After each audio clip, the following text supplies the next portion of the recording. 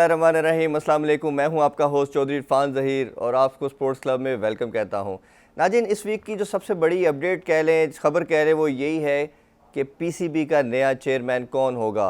ये डिस्कशन काफ़ी ज़्यादा होना शुरू हो गया है क्योंकि ज़राए के मुताबिक ये सुनने को आ रहा है कि शायद एहसान मानी को एक्सटेंशन ना दी जाए। इस हवाले से मंडे के दिन यानी कल इमरान खान ने उनको मदऊ भी किया है, वो उनसे मीटिंग भी करेंगे और देखना पड़ेगा क्या वो एक्सटेंशन ले पाते हैं या नहीं।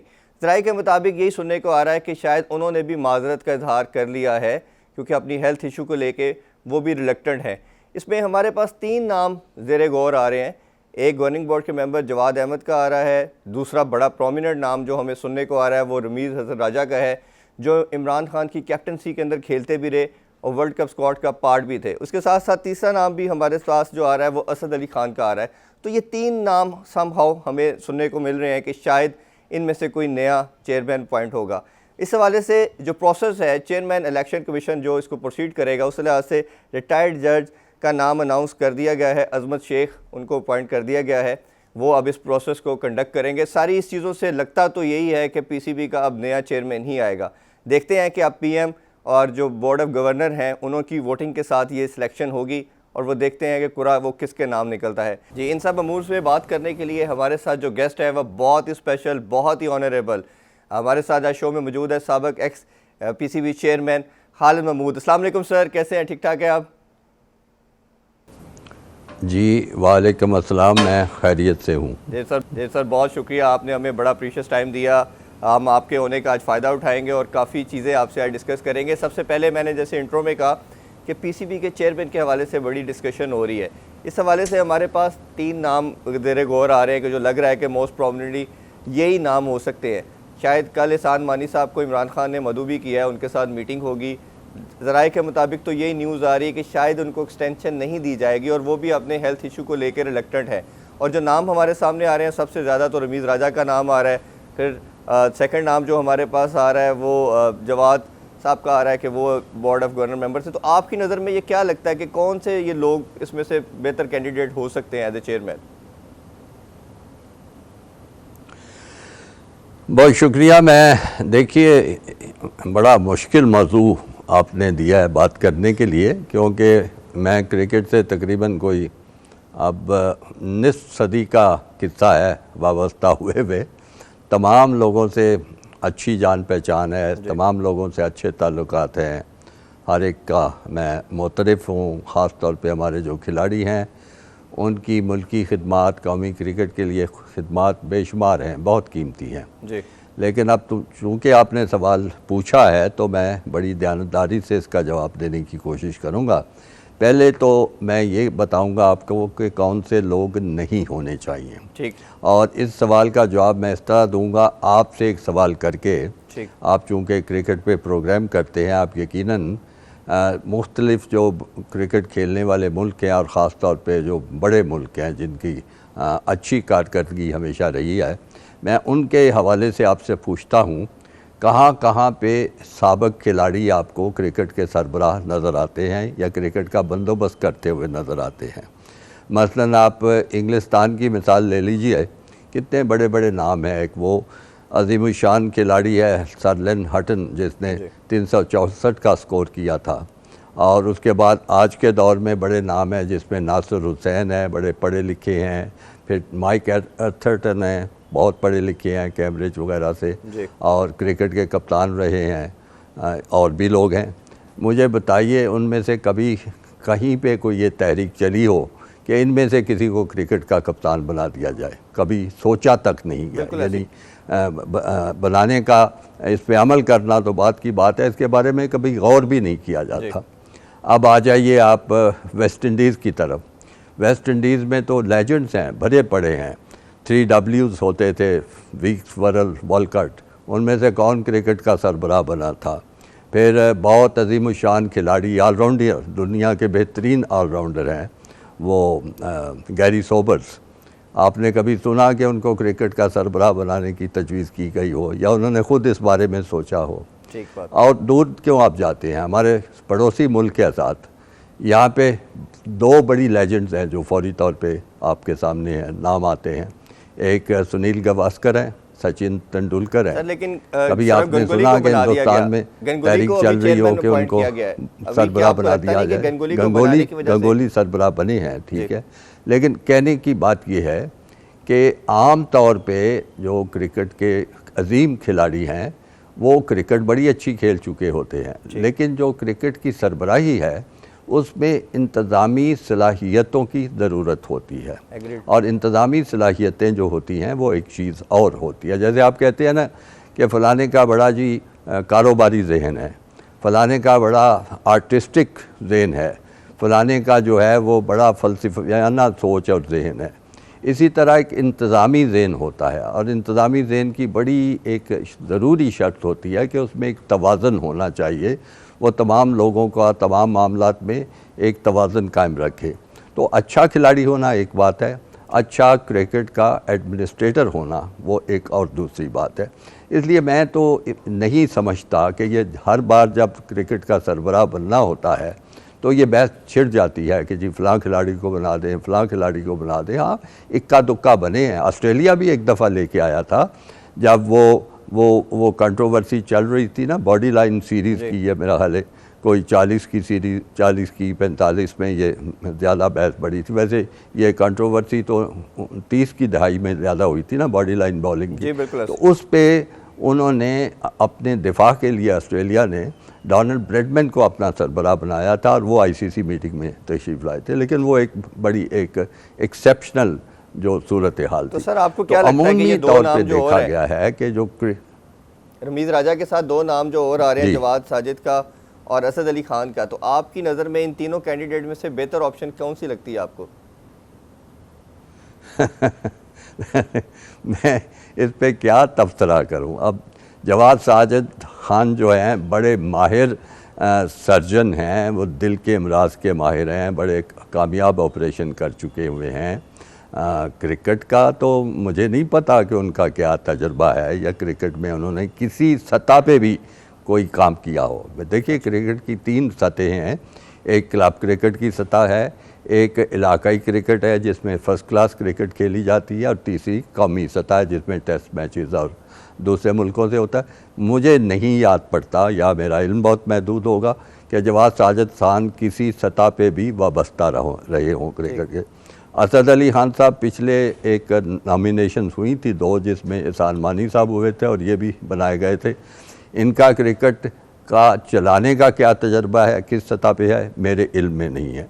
और जिसको ये तजर्बा ना हो उसके लिए कामयाब होना खासा मुश्किल होता है। इसमें भी एक्सेप्शन मौजूद हैं, लेकिन उसमें फिर महारत और तजर्बा और तरह का भी होता है। मसलन एयर मार्शल नूर खान भी क्रिकेट के सरबराह बने थे, लेकिन उनको 2 और खेलों का इंतज़ामी तजर्बा बेशुमार हो चुका हुआ था। एक हॉकी का उनका तजर्बा था, एक स्क्वाश का तजर्बा था, और वैसे भी वो फ़ज़ाइया के बहुत बड़े अफसर थे, बड़े माहिर थे। तो कहने से मुराद ये है कि आप किसी को बनाने से पहले उसका देखें बायोडेटा क्या है, उसके पास किस किस्म का तजर्बा है। तो अगर वो ना हो, अब ज़रूरी तो नहीं ना कि एक डॉक्टर जो है, अच्छा सर्जन है, वो तो हस्पताल भी ज़रूरी नहीं अच्छा चला सके जब तक कि उसमें इंतज़ामी सलाहियतें नहीं होंगी। एक इंजीनियर है, बड़ी अच्छी सड़क बनाने वाला है, ज़रूरी नहीं कि वो सड़कों का पूरा नक्शा और सारी चीज़ें कर सके, उस महकमे को बड़ी अच्छी तरह चला सके। एक माहिर तालीम है, वो तालीम अच्छी दे सकता है, ज़रूरी नहीं कि किसी तालीमी प्रोग्राम का वो सरबराह अच्छा बन सके। तो ये बड़ी सोचो विचार की बातें हैं। मैं नहीं समझता कि ये जो सारे नाम आ रहे हैं वो पाकिस्तान क्रिकेट के लिए कोई अच्छी खबर हो सकते हैं। बिल्कुल ठीक है। अच्छा सर, आपका टेन्योर मैं देखता हूँ तो जो 2 साल का टेन्योर बहुत शॉर्टन था, लेकिन पाकिस्तान की हिस्ट्री का सबसे बेस्ट टेन्योर भी माना जाता है। अगर हम उसमें से वर्ल्ड कप की वो डिफीट 99 के फाइनल की निकाल दे तो मेरा ख्याल है आपका टेन्योर पाकिस्तान की हिस्ट्री का सबसे best tenure without any doubt होगा। तो क्या आपको लगता है कि क्या ऐसे इक़दामात आपने उस टेन्योर में किए थे जो आप पाकिस्तानी क्रिकेट के लिए बहुत ज़्यादा बेनिफिशियल हुए और अब वो करने की ज़रूरत है? वो चीज़ें ज़रा कुछ है तो वो बताइएगा। बहुत शुक्रिया, आपने अच्छे अल्फाज कहे मेरे बारे में। तो आप जो 99 की शिकस्त निकाल देना चाहते हैं वो उसको क्यों निकाल देना चाहते हैं? वो शिकस्त बड़ी अफसोसनाक थी, मुझे इसमें कोई शक नहीं। लेकिन आप ये भी तो सोचिए कि आज तक जब से वर्ल्ड कप शुरू हुआ है और 1975 से शुरू हुआ है, सिर्फ 2 दफ़ा ऐसे हुआ है कि पाकिस्तान की टीम जो है वो फाइनल में पहुंची थी, सिर्फ 2 दफ़ा। और वो फाइनल में पहुंची थी, एक दफ़ा 92 में इमरान खान की सरबराही में और वो टीम जीती थी वर्ल्ड कप, और एक दफ़ा 99 में मेरे ज़माने में, और हम वहाँ जाके हार गए थे। उसके बाद तो आप देखें पूरी क्रिकेट वर्ल्ड कप की तारीख जो है, कभी हम इब्तदाई मैचेस में हार जाते हैं, कभी हम पहले 5-6 में से बाहर हो जाते हैं, कभी ज़्यादा से ज़्यादा एक दफ़ा क्वार्टर फाइनल पहुँचे थे, एक दफ़ा फाइनल में भी शायद पहुँच गए थे। तो इसलिए वो 99 की जो शिकस्त को तो लोग याद रखते हैं, लेकिन इस चीज़ को भूल जाते हैं कि हम वहाँ तक पहुँचे थे, बहुत ख़राबी हुई। और मेरा टेन्योर, आपने ठीक कहा, मेरा 12 या 14 महीने का तो कुल टेन्योर था, और जिन मुश्किलात में मैंने क्रिकेट बोर्ड का चार्ज लिया था उसमें ये थी कि वो मैच फिक्सिंग की बड़ी बुरी तरह एक तनाज़ा चल रहा था, उसको मुझे संभालना था। फिर मेरे जो टीम थी वहाँ क्रिकेट बोर्ड में मौजूद, कोई भी मेरी अपनी सिलेक्शन नहीं था, कोई कहाँ से लगा हुआ था, कोई कहाँ से लगा हुआ था। और फिर उसके बाद बड़ा मुश्किल टूर हमें मिला था हिंदुस्तान जाने का, तो वो सारी चीज़ें मुझे देखनी थी। फिर क्लब क्रिकेट की हालत बड़ी ख़राब थी, और ये आप अगर मैं मुख्तसर आपको बात का जवाब दूं तो मैं आपको बताऊं कि जिस किसी ने क्रिकेट में कामयाबी हासिल करनी है या तवीलुल मुद्दत पे क्रिकेट के खेल को बेहतर बनाना है, उसको क्लब क्रिकेट को प्रमोट करना पड़ेगा। सबसे अहम बात मैं आपको बता रहा हूँ, क्योंकि क्लब क्रिकेट जो है वो आपकी बुनियाद है, वो आपकी नर्सरी है। अगर आपकी किसी चीज़ की, आप देखें, आप एक बाग लगाने का या बाग को बड़ी फलता फूलता देखना चाहते हैं और आपकी उसकी नर्सरी उसकी तबाह हो जाए, तो आपको नए पौधे, नए बूटे, नए दरख्त कहाँ से मिलेंगे। तो ये हालत क्रिकेट की है। अगर क्लब क्रिकेट अच्छी आपकी है तो आपको वहाँ से नए खिलाड़ी मिलेंगे, उन नए खिलाड़ियों को आप 99 के, सॉरी मैं आपको इंटरप्ट कर रहा हूँ, 99 के वर्ल्ड कप के अंदर हम बांग्लादेश से हारे, तो आपकी एक स्टेटमेंट आई थी कि मुझे सस्पिशियस लगता है ये मैच, पाकिस्तान जो हारा। तो आप उस हवाले से क्या कहना चाहेंगे? क्या स्टेटमेंट, क्या वाकई ऐसी थी, आपको लगता था कोई गड़बड़ थी उस मैच में? जी, मैं बहुत दफ़ा उस बारे में गुफ्तगू कर चुका हूँ। मैं उस मैच का नतीजा बिल्कुल हज़म नहीं कर पाया, अगरचे उसके बाद बांग्लादेश ने बड़ी अच्छी अच्छी टीमों को भी हराया, यानी ऑस्ट्रेलिया को भी शिकस्त दी थी और दूसरे मुल्कों भी दी थी, लेकिन वो हमारी टीम जो थी इतनी मजबूत थी कि क्रिकेट की वजूहात की बुनियाद पर उसका हारना मेरी समझ में नहीं आया था। और जब मैंने उस पर शक व शुबह का इज़हार किया था, मेरा मतलब ये था कि इसके बारे में मैं तहकीकात करूँगा और जानने की कोशिश करूँगा क्या हुआ है। लेकिन मुझे तो किसी चीज़ का मौका ही नहीं मिला कि मैं कर सकता। मैं तो ये जो वर्ल्ड कप का जो नतीजा था, वो फाइनल में शिकस्त होना, वो ही मेरे लिए इतनी एक समझा गया था कि ख़राब चीज़ हो गई है, और मुझे बग़ैर किसी नोटिस के, बग़ैर किसी इतला के, बग़ैर किसी मुलाकात के, अब एहसान मानी साहब देखिए बड़ा अच्छा कर रहे हैं इमरान खान, उनको बुला के उनसे बातचीत करेंगे, समझना चाहेंगे कि वो मुतमिन हैं कि नहीं मुतमिन हैं या क्या मामलात हैं, तो वो सारी चीज़ें। तब मुझसे तो ऐसा कोई मौका नहीं मिला कि मैं अपना जो कहना चाहता हूँ कह सकूँ। उस वक्त के जो सरपरस्त थे क्रिकेट के, उन्होंने अखबार में और टेलीविज़न पे इतला आ गई कि जी मैं फ़ारग हूँ और मेरी जगह दूसरे आ गए, इसलिए मुझे उस पर मौका नहीं मिल सका। कहना मेरा ये था कि मैच की तहकीकात होनी चाहिए और पता लगना चाहिए कि क्या टीम में कोई शराज़ा बंदी थी, क्या ख़राबी थी, कि क्या हुआ था। बिल्कुल ठीक है। अच्छा सर, आपको क्या दोबारा किसी भी एरा के अंदर, किसी और टेन्योर के अंदर अप्रोच किया गया एज ए बोर्ड चेयरमैन के लिहाज से, या नहीं उसके बाद कभी नहीं किया गया? क्योंकि आपकी वजह से मैंने जिक्र किया नहीं कि सबसे मुझे कभी किसी तरफ से अप्रोच नहीं किया गया। और लोग तो वैसे, मैं आपको बताऊं, अक्सर ये समझते हैं कि चूँकि उस ज़माने में काफ़ी कुछ हुआ था, हमने इंडिया को शिकस्त दी थी, इंडिया से 6 हमने एक रोज़ा मैच खेले थे, 6 के 6 जीते थे। जो एशियन टेस्ट चैम्पियनशिप थी वो जीती थी। मद्रास का बड़ा तारीख़ी टेस्ट मैच था, वो जीता था। फिर हमने सहारा कप जीता था, फिर शारजा कप जीता था। बहुत कुछ जो थी फतूहात हुई थी। वर्ल्ड कप में बड़ी अच्छी कारकर्दगी रही थी हमारी। हम जो इब्तदाई जो स्टेज थी टूर्नामेंट की, उसमें भी नंबर 1 पोजीशन पे थे। फिर आखिरी 4 टीमों में भी नंबर 1 थे। फिर हम सेमीफाइनल भी जीते और फाइनल में आ रहे। तो सर, मैं ये इसीलिए समझा गुजारिश जाता कर रहा हूं है कि कि मैंने आपका कोई तकरीबन टेन्योर कोई 5-10 साल क्रिकेट बोर्ड पे राज किया है, जिसका ये नतीजा निकला है। नहीं, ऐसा नहीं हुआ था, सिर्फ 12-14 महीने मुझे मिले थे। और अक्सर लोग किसी गलतफहमी में हैं कि मैंने अपना एक पूरा टेन्योर मुकम्मल किया था। नहीं नहीं, वह बिल्कुल मुझे याद है कि इसीलिए मैं अपने इंट्रो में भी जैसे बात कर रहा था कि सबसे कामयाब टेन्योर आपका माना जाता है कि जो परसेंटेज थी पाकिस्तान शायद ही कोई मैच हारता था। अच्छा, आपके होने का थोड़ा फ़ायदा मजीद मैं उठाना चाहूँगा। थोड़ा सा सर ये डोमेस्टिक स्ट्रक्चर के हवाले से मुझे प्लीज़ गाइड करें, लोगों को बताइए कि पहले जो खान साहब का विजन था, जैसे हम सब जानते हैं, वो शुरू से बात करते थे कि डिपार्टमेंटल क्रिकेट नहीं होनी चाहिए और ये जो हमारा रीजनल क्रिकेट है इसकी तरफ फोकस था उनका। और जैसे ही वो पीएम बने उन्होंने एम्फेसाइज भी किया और उसको लॉन्च कर दिया। एहसान मानी की भी प्रीवियस स्टेटमेंट हमें याद है, वसीम खान की भी याद है कि वो इसके फेवर में नहीं थे, बट ओबियसली जब पीछे से आपको ऑर्डर आते हैं तो यू हैव टू ओबे, और उन्होंने ओबे किया, उसको अब चल रही है। आप इस नए स्ट्रक्चर को, प्रीवियस स्ट्रक्चर के अंदर आप खुद देखते भी रहे हैं, लड़के जिस तरह डिपार्टमेंट में खेल के आगे आते थे, उनके घर सिक्योर होते थे। अब 600-700 लड़का जॉबलेस हो चुका है। तो आप इस सारी चीज़ को कैसे देखते हैं? क्या 192 का जो एम्बिट है, ये लड़के इतने सफिशिएंट है कि ये क्वालिटी क्रिकेट प्रोवाइड कर सकते हैं? और ये क्या ये स्ट्रक्चर पाकिस्तान जैसे कंट्री के लिए फिजिबल है, या 6 टीमें हमें वो क्वालिटी प्लेयर्स दे सकती हैं? जी नहीं, मौजूदा स्ट्रक्चर हमें कुछ भी नहीं दे सकेगा।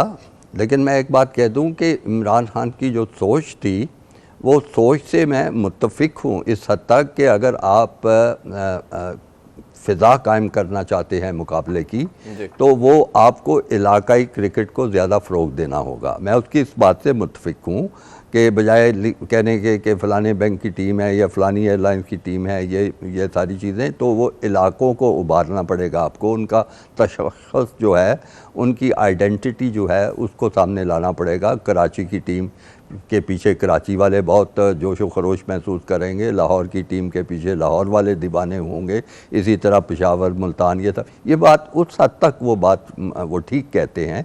लेकिन हर चीज़ को करने का कोई ढंग होता है। देखिए, जब ये महकमे लाए गए थे, और ये अल्लाह मगफरत करे अब्दुल हफीज़ कारदार साहब की, वो ये महकमे लेके आए थे। वो कोई महकमों के कोई इतने शहदाई नहीं थे, लेकिन उनको पता था कि जब तक क्रिकेटर जो हैं उनके नान नफ़े का, उनकी खुशहाली का बंदोबस्त नहीं किया जाएगा, उस वक्त तक वो क्रिकेट दिलजमी से खेल नहीं सकेंगे।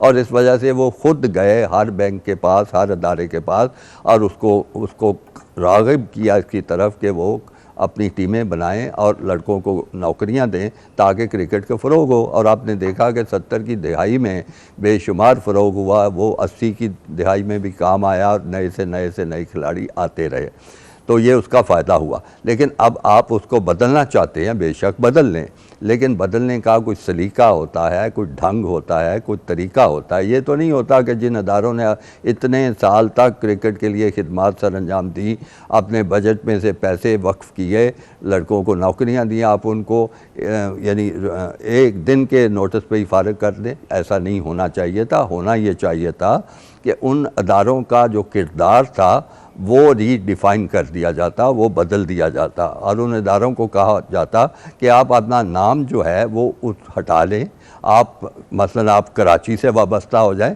और फिर ये कहा जाएगा कि कराची की टीम और उसका फ़लाना अदारा स्पॉन्सर है, उसको सरपरस्ती कर रहा है, वो उसके लिए अपना बजट भी रखता है, उसके लड़कों को नौकरियां भी दे रहा है, और इस तरह जो माइलेज उनको मिलनी चाहिए थी, उस माइलेज का आप इंतज़ाम कर देते, भले आप नाम बदल देते थे। और उनकी दिलचस्पी, उनका ताल्लुक़ जो था इलाकाई तंजीमों के साथ कायम रखते, ताकि वो भी खुश होते, उनके हिस्से में भी कुछ आ जाता। और हर कोई अपना पैसा इतना फालतू तो नहीं होता कि वो बात उठा के फेंकता फिरे, कुछ उसको भी मिलना चाहिए। तो जो उसको माइलेज चाहिए थी, जो उनको अपनी तशहीर, जो अपना नाम चाहिए था, वो दे देते। आप देखिए, ओवल जो बड़ी मशहूर ग्राउंड है क्रिकेट की, उसको ज़रूरत थी पैसों की, उसकी हालत ज़रा ख़राब थी, वो चाहते थे कुछ नए पेविलियन बनाए, नए इंक्लोजर बनाए, तो उन्होंने एक कंपनी थी गालिबन फोस्टर उसका नाम था, उससे मुआहदा किया, बेशुमार जो रकम उनको चाहिए थी उनको दी गई, और उनका ये उनके साथ शर्त तय पाई 5 साल या 10 साल, मुझे अब याद नहीं है, कि वो उतनी देर तक ओवल का नाम फोस्टर ओवल हो गया, मतलब उस कंपनी का नाम भी साथ लगने लगा।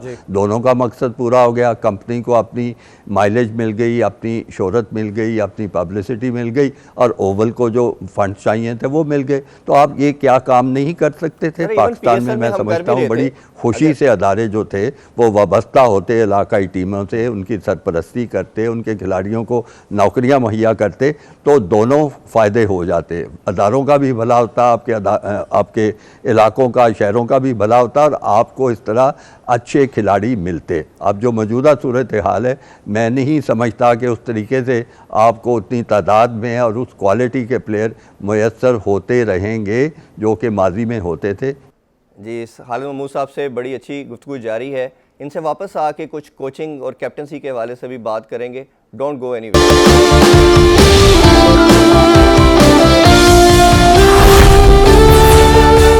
Welcome back to sports club. Khalid साहब से कुछ मजीद क्वेश्चन करते हैं। अच्छा सर, ये थोड़ा सा मैं कॉन्स्टिट्यूशन के हवाले से बात करना चाहूँगा। जो पीसीबी का कॉन्स्टिट्यूशन है, आप क्या समझते हैं, या क्या ठीक है जैसे पैटर्न चीफ पीएम होते, पीएम ही पैटर्न चीफ होते हैं और वो फिर 10 गवर्निंग बॉडी होती है, वो फिर इलेक्ट करती है चेयरमैन को।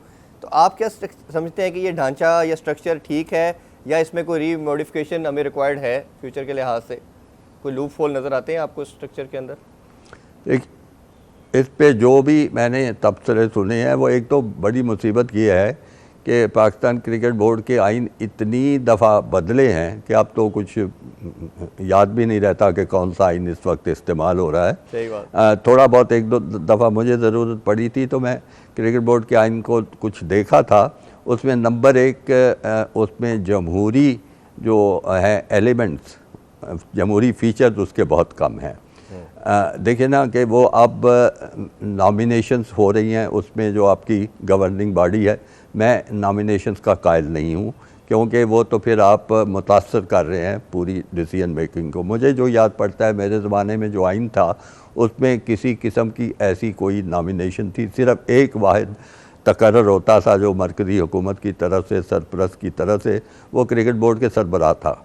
बाकी तमाम ढांचा जो था वो जमहूरी था। पहली एक जनरल बॉडी थी, जनरल बॉडी जिसमें सारे पाकिस्तान की जो इलाकाई तंजीमें थी उनके नुमाइंदे शामिल होते थे। फिर उन नुमाइंदों में से एक काउंसिल मुंतखब होती थी। ख़ुद वो नुमाइंदे जो थे वो उसका इंतखाब करते थे। ग़ालिबन ये था कि लाहौर और कराची की उसमें एक सीटें मुकर्रर थीं कि इनका नुमाइंदा ज़रूर होगा। मकसद ये था कि जो अहम मराकज़ हैं क्रिकेट के, उनकी नुमाइंदगी ख़त्म ना हो जाए काउंसिल में। बाकी उसके बाद बाकी जो शहर थे, पेशावर था, मुल्तान था, कोयटा था, उनमें से वो नुमाइंदे अपने जो थे एक एक काउंसिल का रुकन चुनते थे। तकरीबन 10 की वो काउंसिल थी। एक भी जो उसका नुमाइंदा था वो नॉमिनेटेड नहीं था, और होना भी नहीं चाहिए, क्योंकि ये जो असल स्टेक होल्डर्स हैं, अगर वो नहीं पहुंचते और उनका राब्ता क्रिकेट बोर्ड से नहीं होता, तो फिर क्रिकेट बोर्ड तो हवा में ही फैसले करेगा ना, किसी उससे पूछ लिया, उससे कुछ मशवरा कर लिया। नहीं, ये बात नहीं होना चाहिए। असल में ये आप ये याद रखिए कि जो मुख्तलिफ़ इलाकाई तंजीमें हैं वो आपको नया खून मुहैया करती हैं क्रिकेट के लिए। क्लबों से वो खिलाड़ी उठाती हैं, उनको उनकी वो मज़ीद करती हैं तरबियत, और अच्छी क्रिकेट खेलने का उनको मौका देती हैं, और वो फिर आपको इस काबिल होते हैं कि कौमी सतह पर आपकी खिदमत सर अंजाम दे सकते हैं। तो अगर आप स्टेक होल्डर्स को ही बाहर निकाल फेंकें और हर कोई इधर उधर से लोग पकड़ के लगा दें उसमें काउंसिल में, अब मुझे बताइए असद अली खान जो हैं जिनका आप नाम ले रहे हैं, वो किसकी नुमाइंदगी करते हैं? और जो नए और एक दो साहिबान के आप नाम बता रहे हैं, वो किसकी नुमाइंदगी करते हैं? किस इलाके की नुमाइंदगी करते हैं? किस क्रिकेट के क्लब की नुमाइंदगी करते हैं? तो ये गैर जमहूरी किस्म का आइन है, जितने फीचर्स मुझे उसके याद हैं, और उसमें स्टेक होल्डर्स जो है उनकी नुमाइंदगी ना होने के बराबर है। अभी अनफॉर्चुनेटली सर हमारी क्लब क्रिकेट भी नहीं हो रही। अब रिस्ट्रिक्शन अब शुरू हुई है। क्लब क्रिकेट काफ़ी अरसे से बंद थी, कॉलेज, स्कूल और यूनिवर्सिटी लेवल की क्रिकेट ऑलरेडी बंद हो चुकी है, तो ऑलरेडी बहुत ज़्यादा एक डेंट तो ऑलरेडी सिस्टम में लूप होल हम देख रहे हैं। अच्छा सर, आपके होने का एक और फ़ायदा भी लेते हैं, आप डिस्कशन कुछ करंट क्रिकेट पे भी आपसे कर लेते हैं। थोड़ा बताइए, क्या आपको लगता है कि पाकिस्तानी टीम कंटिन्यूसली डिक्लाइन की तरफ जा रही है? हमने जैसे चैम्पियन ट्रॉफी जीती, 2 साल नंबर 1 रहे।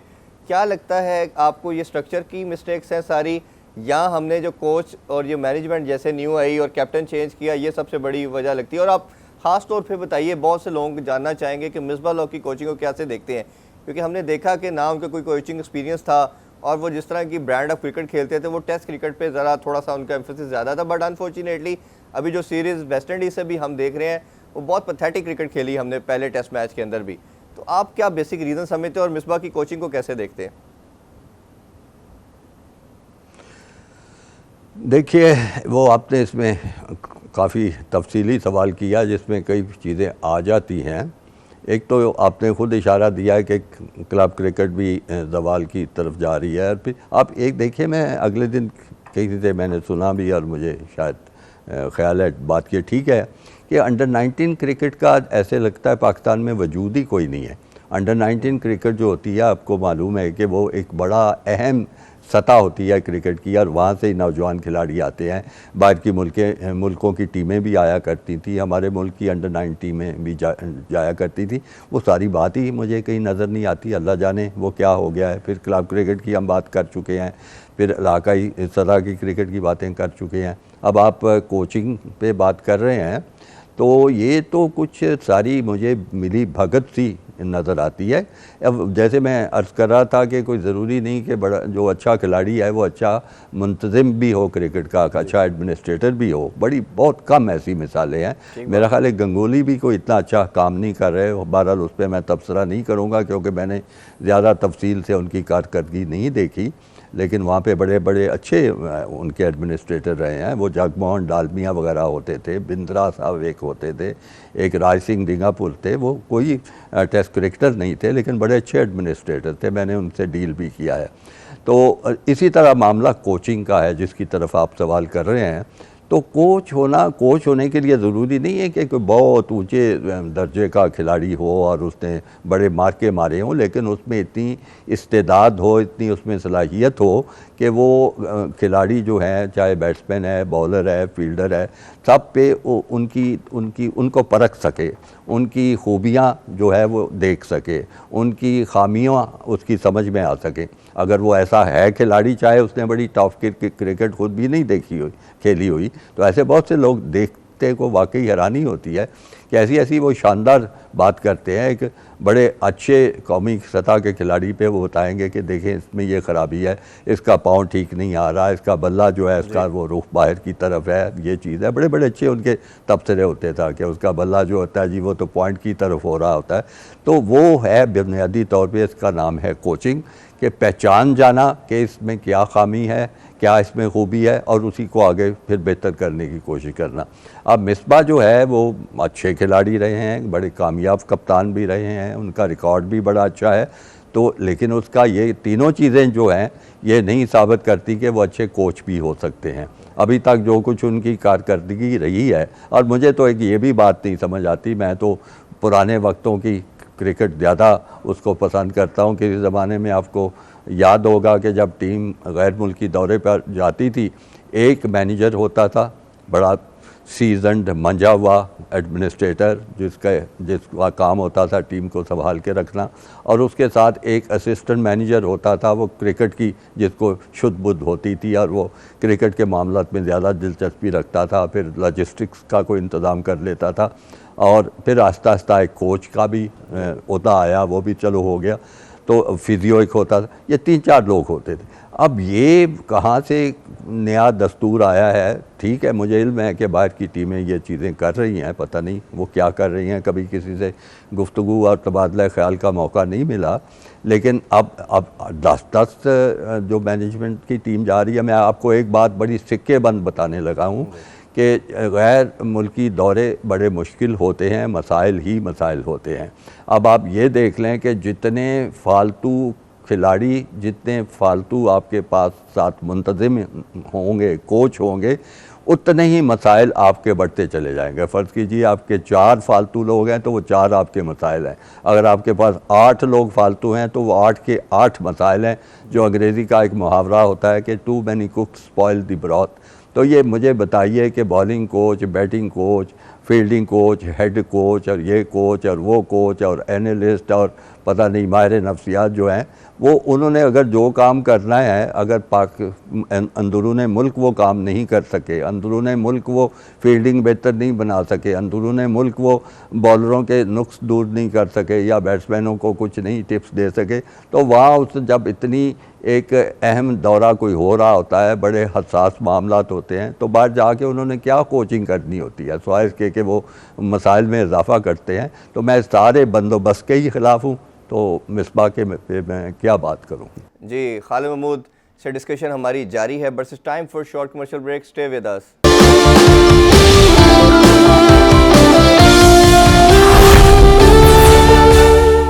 अच्छा सर, मैं आपसे एक लास्ट क्वेश्चन ये जानना चाहूँगा कि आपको क्या लगता है कि ये डिक्लाइन जो कंटिन्यूसली पाकिस्तान फेस कर रहा है, इसके अंदर स्ट्रक्चर की जैसे आपने बात कर दी, कोचिंग की हमने बात कर दी, क्या आपको लगता नहीं है कि जो हमारी अप्रोच, जो इनोवेशन पाकिस्तान लेके आता था, चाहे बैटिंग में, बॉलिंग में, स्पिन डिपार्टमेंट के अंदर, जिस तरह के हमने हमेशा देखा कि हर एरा के अंदर हमने लीड भी किया और इनोवेशन भी लाए, तो क्या लगता है ये T20 ये जो आ चुकी है